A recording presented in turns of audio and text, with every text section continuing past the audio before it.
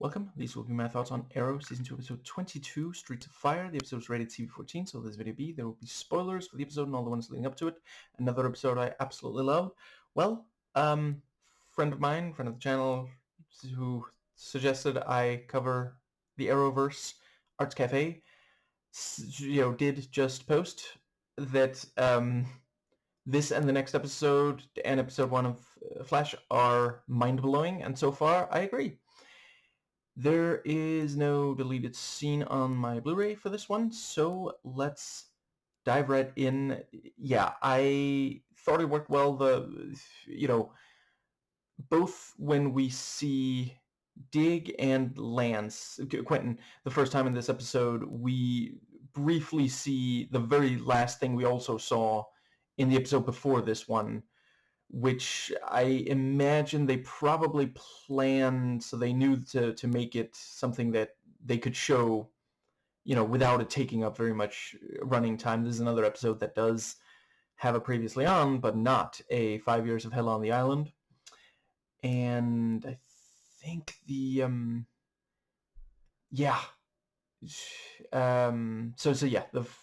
believe the very first thing is Laurel and Oliver. Oliver manages to crawl out of the rubble, but Laurel is still, like she has some freedom to move, but it's getting hard to breathe. And, she grabs, at Oliver's, telling, she grabs the bow quivers. And the quiver, and very clever about, her blowing through the rubble. I think I may have said it before. Honestly, every single time they give Laurel some kind of projectile weapon, it's always really cool. So yeah, appreciate that. And the let's see. I think the next thing is Dig.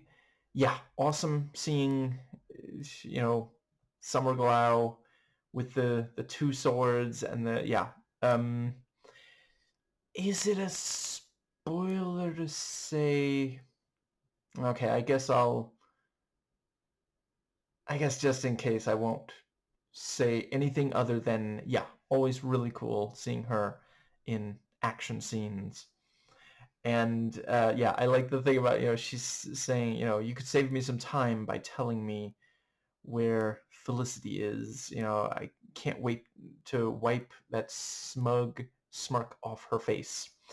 See, Isabel, Felicity and the writers kind of had the opposite in mind.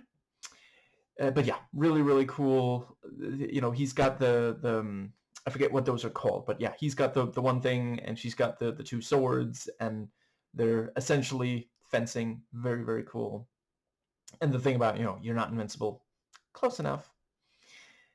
Which, very shortly after she gets knocked through the, she gets run over, which obviously, and then gets up. So yeah, reinforcing what was just said visually. And Felicity notes, I thought the airbag would deploy, and later on the car actually crashes rather than merely running into someone who arrives, and the airbags still do not deploy. So yeah, very nice bit of setup and payoff there. I think that might bring us to the first of the flashbacks. So yeah, we have, Oliver realizing that Sarah is no longer, she was taken by Slade. And let's see,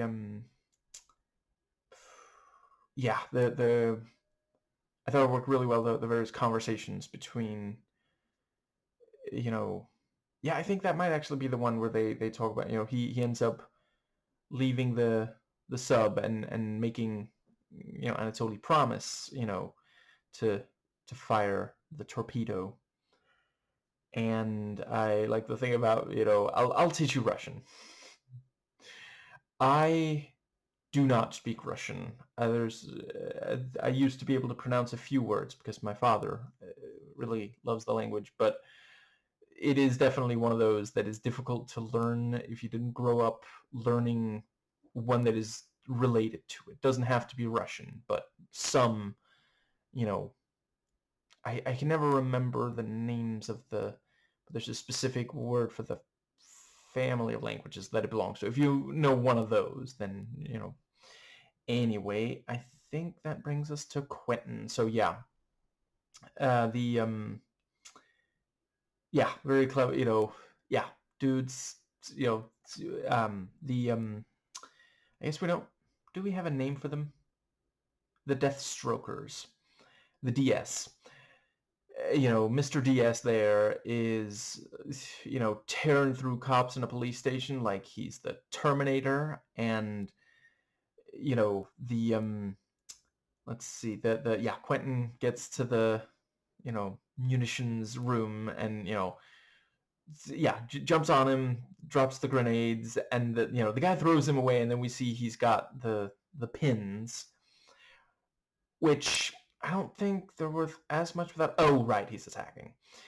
And yeah, the guy looking down, then turning his head slightly, like, yeah, that was really cool. And tiny bit Michael Myersy, Halloween, not Austin Powers. And the I think that brings us to, let's see. So they yeah, it was really really cool when they had to drive away fast because Isabel got back up, you know, and it's like, I mean, she's not going to be able to run fast enough to catch up to a car moving at high speed. But yeah, if they don't get away from, you know, like if they didn't drive away fast enough, she caught up to them. Like, what are they gonna do? You know, and I think, yeah. So you have yeah. So they meet back up, the remaining members of Team Arrow. Although I guess Sarah's back. So the the three amigos of the original Team Arrow, and yeah, you know, let's see, I think, was that when, yeah, so Laurel, you know, you have that thing about like, you know, are you safe? I am now. I'm with the Arrow. And yeah, it's genuinely great to see, you know, like to think the first season he really had it out for Arrow, understandably. And yeah, yeah, she says, you know, I don't need you tonight. Everyone else does. I quite appreciate the way that, you know, basically Laurel especially, and to an extent also Felicity, they are just delivering pep talks to talk the heroes into heroing in this one. You know, it's important to have them something they can do that fits their character, and like, I don't know about later, but right now at this point in the show, they are not really ready to go out and engage in, like, yeah, suit up and go around punching people to the extent of yeah. And I think that does, and also all three of these speeches are, you know, they suit the situation and the character delivering and the character receiving. And I think that brings us, yeah, and Felicity notes, you know, well, it is as like, you know, as I theorized, the rest of the call was off screen, and now, you know, the guy is headed, you know, the courier is on the way with the yeah. I think the next thing might have been Laurel headed towards the police station, but then, you know, there's a guy there, and the let's see, the is that when, yeah, and you know, Canary saves Laurel, which I also appreciate. You know, I don't think it's automatically bad for a female character to be rescued in one of these. I just, you know, I think it's important that every so often the person doing the rescuing is also a woman. And let's see. Yeah, Laurel reveals that she knows this is Sarah, and they hug, and Sarah explains about some details of the league, and yeah, her name translates to canary, and we get a slightly misremembered version of Rose by any other name, and I think that does bring. But yeah, that was really great. And, she manages to talk her into and yeah, she shows she is a hero. The cop says it later. Not that common for me to agree with an American cop, but there you go. And I think that brings us to Sebastian with the DA. And I kind of like that, so she says, how can you be so calm? And he says, you have to, you really have to, calm back down, or something along those lines. And it's like, I mean, that is kind of when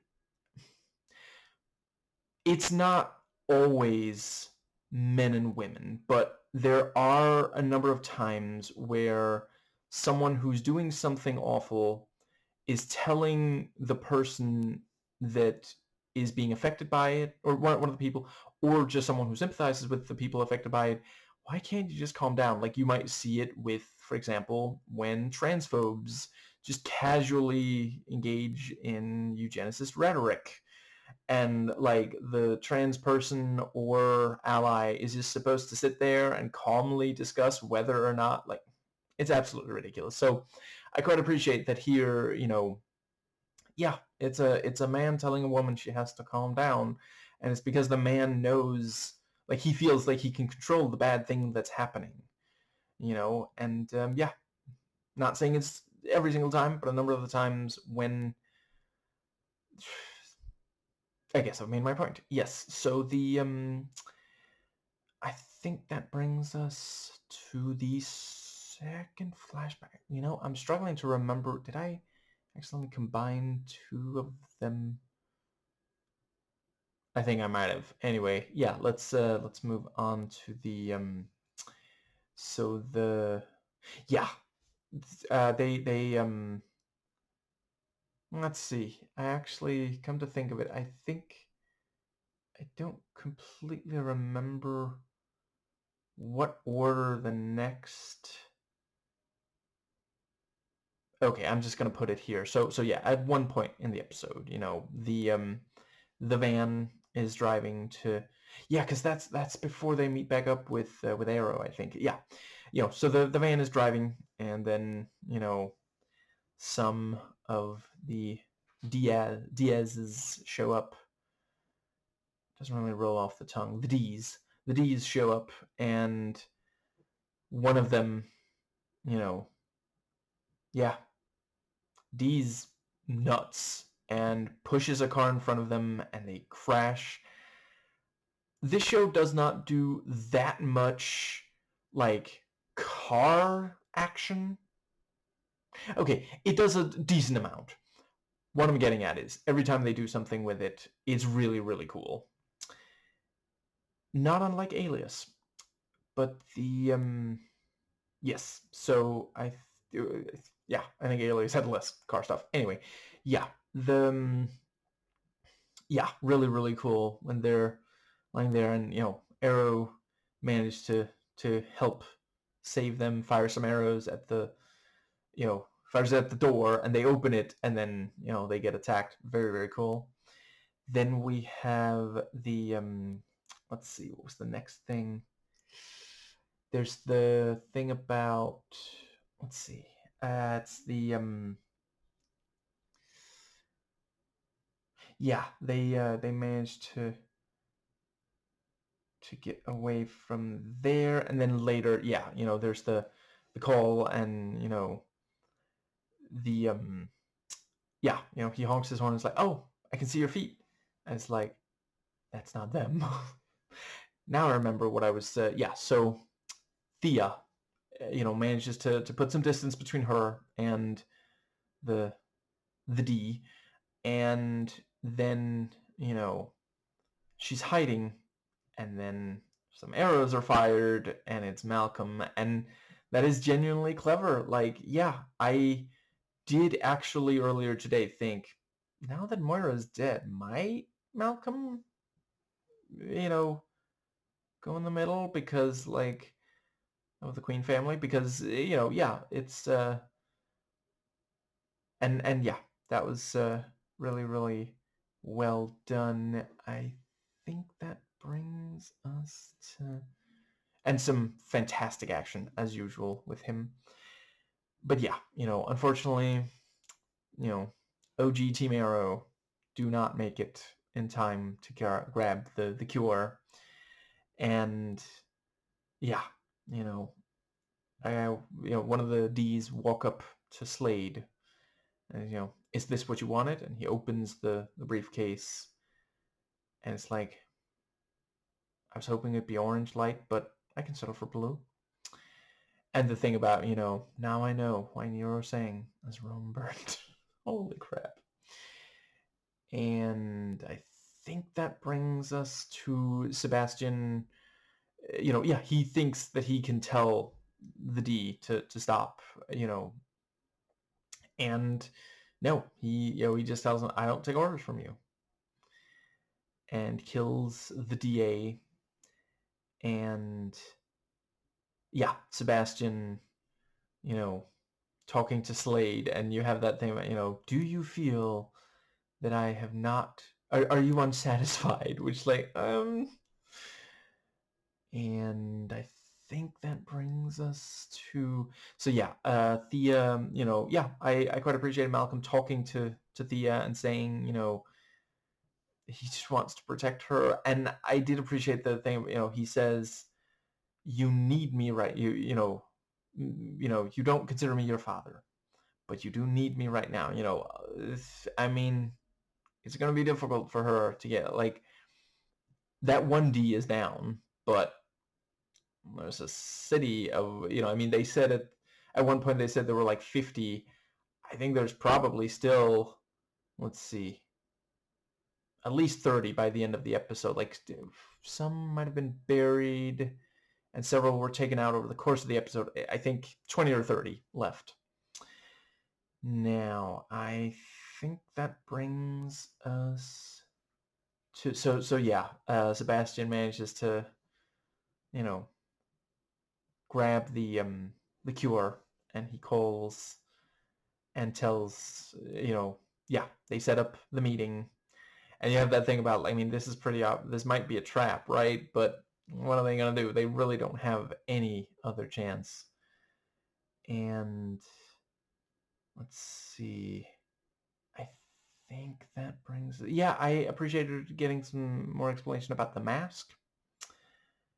And let's see. Yeah, I thought, it really worked well that, basically Blood thinks, yeah, this is the Crucible. This is what he was talking about earlier, but that's not what Slade had in mind. And the fact that, now Sebastian does help Oliver because he does appreciate, whatever their differences, Oliver does want to help the city, and clearly Slade does not. And right, I like the little meaningful thing. So there were a couple of meaningful things with Isabel. It's too bad Shadow isn't here to see. Who's Shadow? She does not like to be the second choice. Oliver could have told Slade that. And let's see, the other thing was the let's see. Yeah. At one point, I think Sebastian says here, so really, Slade, this is just about you getting revenge on Oliver. And Slade says yes, and we get we see her face, and it's like, I don't think that's how she thought that this would, and yeah, it's a classic trope, but comic book media having a villain double crossing another villain, because someone lied to someone else about their ultimate goal or something. So yeah. And I liked that Malcolm straight up said, well, if you're gonna shoot me, you should probably take the safety off. Like sometimes that's a trope for like a cliche where they'll then like grab the gun real quickly. That wasn't what he was thinking. That he is a man who respects when other people have a very clear goal in mind and are willing to fight to accomplish it. He might try to stop you if it's counter to his own, but he respects that sort of thing. And I think that right, and him noting, when I heard about what happened to your mother, I had to make sure you were safe. That does make a lot of sense. And yeah, the thing about, you're out of errors, but you're not. And yeah, and the gun was also a good bit of setup and payoff. We see that the gun is there, and she's like thinking, should I go for it? And then not long after she does go, when it cuts back, she does go for it, and then she points it at him. Not just has it in case more D's show up. Let's see. Right, I especially appreciated one of the things the DA says before Sebastian says you have to calm down is, it's like they're not human. And then he says, do you hear yourself right now? Because that's the kind of thing that, for example, a transphobe will say when trans people or us allies point out how extreme their rhetoric and in many cases their actions, their legislation are. Now, I think that does... I guess I can briefly use this time to recommend. So Cat Black uploaded several really solid videos.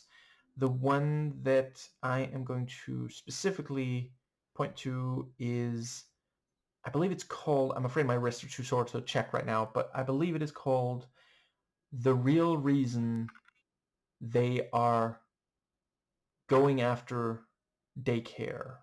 It's something along those lines. And yeah, she lays it out wonderfully. Really fantastic YouTuber. I've learned so much from listening to her. Anyway, I think that does bring us to the part where, yeah, I appreciate the noting. Well, the Foundry's compromised. We have to get Roy to, because the tower, why would Slade know about that? That doesn't have anything directly to do with Oliver. Like the Foundry, it's under one of Oliver Queen's properties. Like it's not rocket surgery. What was the thing that it's not rocket biology, I think was what Dead Domain said. And was it Asmongold, or was it one of his viewers or something was like, that's not a thing.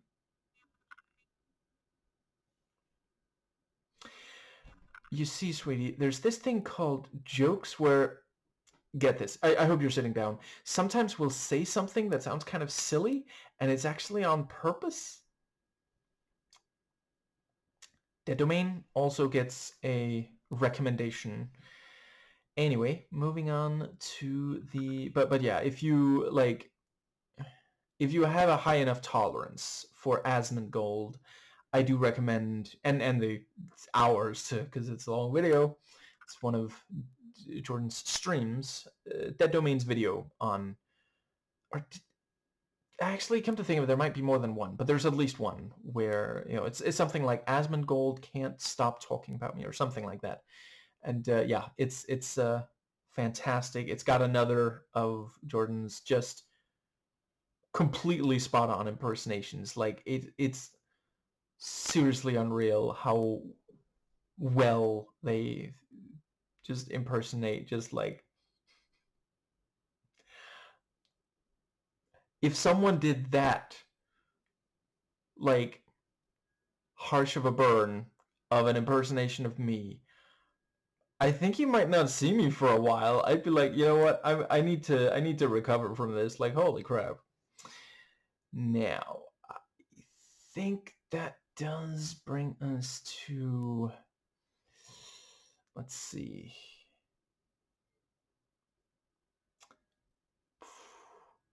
Yeah, it was really great seeing, Sarah the saving the little girl from the burning building. It did feel a tiny bit silly that they felt the need to, first Laurel, rushes up and it's like, is she gonna go in? And oh, there's fire. There's this crackling explosion, right up the door of the building. And then Quentin shows up, and then the exact same thing happens. I feel like that might not have been terrible if they had just combined the two scenes. So like, they both arrive and they maybe share a look as like, are you gonna go in there or am I? And then there's the fire explosion, but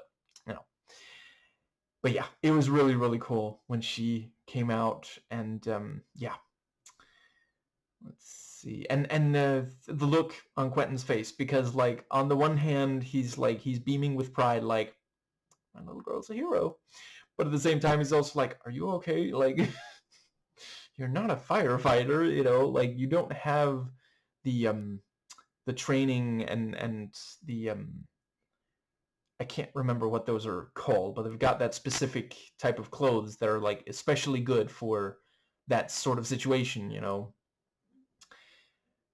I think that does bring us to, yeah, and I liked Sarah, going back into her original identity and then going, oh hey you guys, at the police station. Yeah, that was pretty funny because like, by now both of them know. Although I guess they don't, neither of them, well, let's see.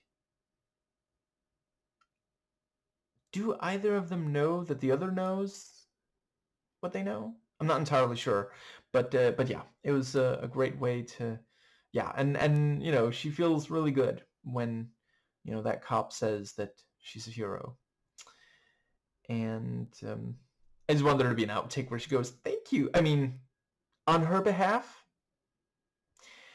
and I think this show has a thing about pointing out when someone's blonde. Like the cop says, some blonde, helped a kid out of a burning building, and references to Felicity being blonde, and just yeah, I don't know. But I think,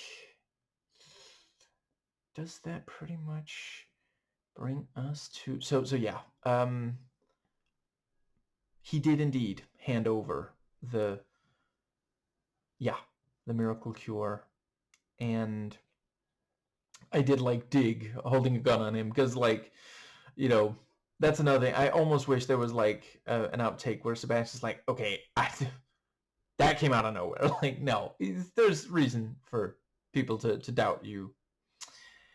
And yeah, he genuinely thinks, as Oliver says, you really think they're gonna let you be mayor after this? And yeah, he threatens Oliver, and Oliver says, do what you gotta do, like, yeah. And the let's see, I almost feel bad for, like, he's just in the subtitles he's just referred to as driver, and Felicity just says a courier. Poor guy doesn't even get a name, and then he dies after very little screen time. He's helping save the day. But yeah, the thing about then the military, when the army isn't the army, and they point out, 300 kilometers, there's no way, or miles, whatever. I forget if it's miles or if it's real numbers, but yeah, that's plenty distance. There's no way they got there that fast. Right, and also the thing about how Sebastian refuses to call in the National Guard, and I think but yeah, and it's one of those things where the show's pretty good at, we the audience realize just before the first on-screen,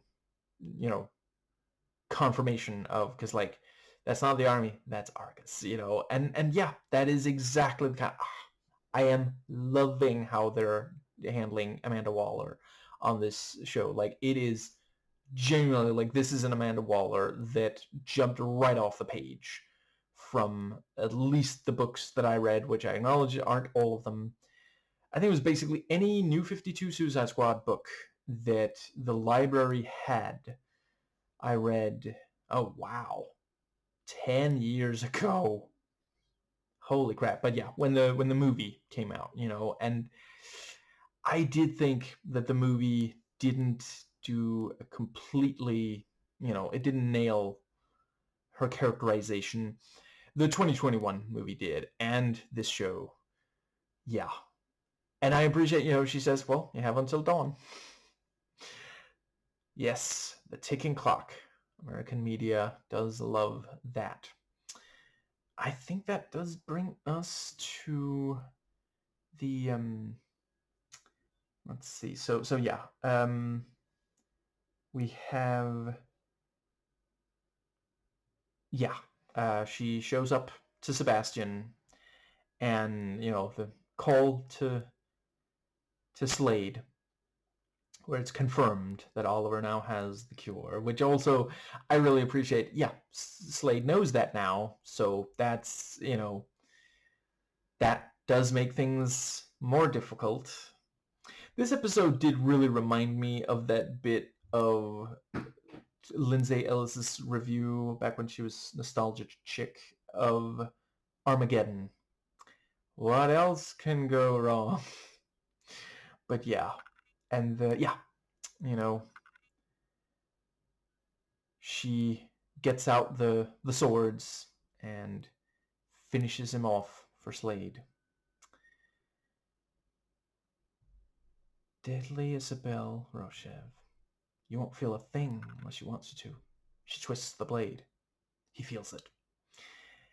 And I think that brings us to, yeah, and the conversation about, well, we can't just use Roy as, a guinea pig. And right, I really loved, yeah, Felicity giving the speech to Oliver, and she's clearly shaken up, but she knows he needs to do this, for everyone, for himself, and this thing of yeah, he feels this is his fault, and he has failed this city. Who's going to shoot him with an arrow? And yeah, she points out all the, she lists a bunch of the people that he stopped.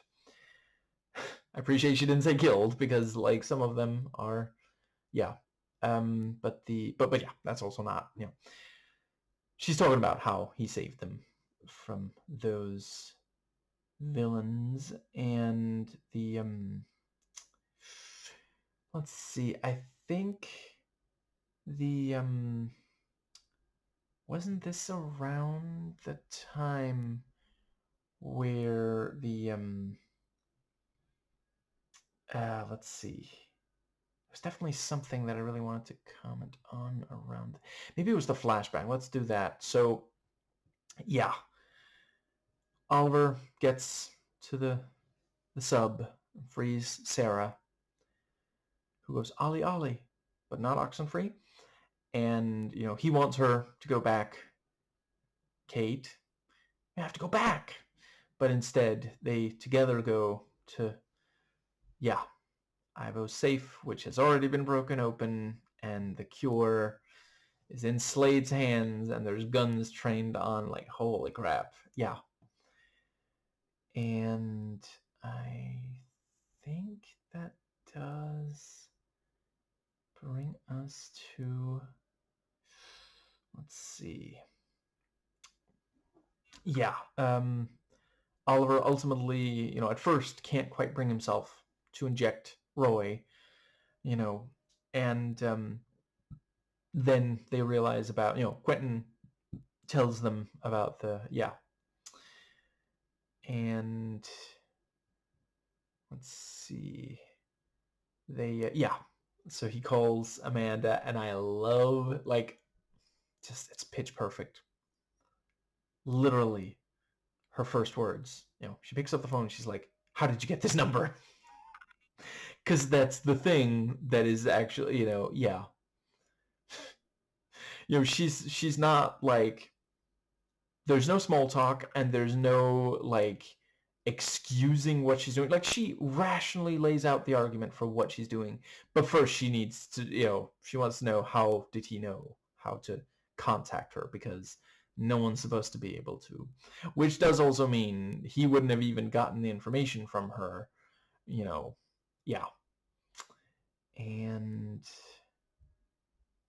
yeah, it is that thing of like, yeah, there's a couple of things going on there. It's this thing of American government being willing to do terrible things in order, like, because it's, you know, in the real world, it's not always for good, but yeah. And let's see, there's I appreciate that they do actually. That's another thing. Like, Amanda Waller in the comics that I read, she's not some just like randomly. She's not gonna do something awful just because, like, the Joker might, if he thinks it's funny. But Amanda Waller, there's a very clear thing that, and yeah, as she lays it out, it is that thing of like, yeah, it's terrible, but you can understand where she's coming from. And it is kind of like, she wouldn't have even known if they hadn't needed help, but they needed to find Oliver. And let's see, because like, all she knew was that, oh yeah, there's a mercenary out there that they've been calling Deathstroke. They didn't know about the miracle. And I think that does bring us to the let's see, what was the other thing that but yeah, once he's told, you have until dawn, then he does inject Roy. And I appreciate that we technically don't know, because they say, what if they messed up the dose. But but yeah, they I am going to briefly theorize. I think in the next episode, the very last episode of this season, we're going to see that it did work on Roy, and as such, now they have to administer it to other, yeah. And let's see, I think, yeah, I guess that does just leave. Yeah, Felicity actually, Thea actually did shoot. I guess we technically don't see, like, I can't help but wonder if there was maybe someone behind him that she was shooting, but I wouldn't rule out that she shot Malcolm. And yeah, she hates him, understandably. And let's see, I think that does cover it. Yeah, I can hardly wait. It's going to be very, very, very, very soon that I do the finale, because, like, yeah, holy crap. I'm really glad that for these I am doing them, with so few other, like, some weeks I'm doing 5 episodes per week instead of like 3 as I do for a bunch of the other shows. And sometimes only 1 if it's under certain circumstances. Yeah, I guess I thought they did another, so I mentioned in my video on the episode before this one, I thought they did a good job using the Army of D's. I think they're continuing that very nicely here, and they're also really giving Isabel moments to shine, both in action and as a character, which I really appreciate. It would really be too bad if she just got completely overshadowed by Slade. And the let's see, I like that Slade pretty much just, like, he's standing back and watching the effect of what he's done in this episode. It's really an episode that makes us desperate to see him stopped. And I think that does bring up, yeah, I like the way that they fairly quickly resolve the couple of cliffhanger things from the episode before this one, but there's so much other stuff going on that it doesn't feel like, oh, well, I guess nothing else is gonna happen.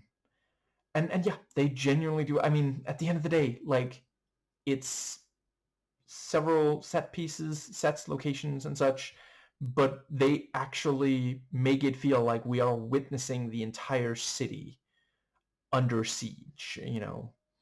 And I mean, there's even, you know, it said, was it like, uh, was it 500,000, more than 500,000 people in the city, you know? So yeah, that's, if you want us to believe that that many people are in danger, you have to really put in the effort, and they did.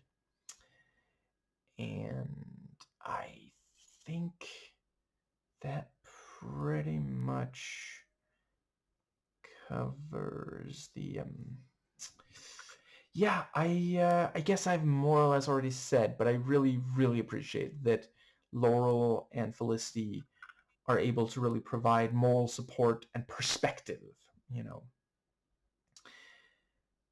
And, you know, Oliver and Sarah are a little too close to it. They can't see it. They just get this, yeah, you know, like sometimes feeling guilty can drive you to improve, but other times, you know,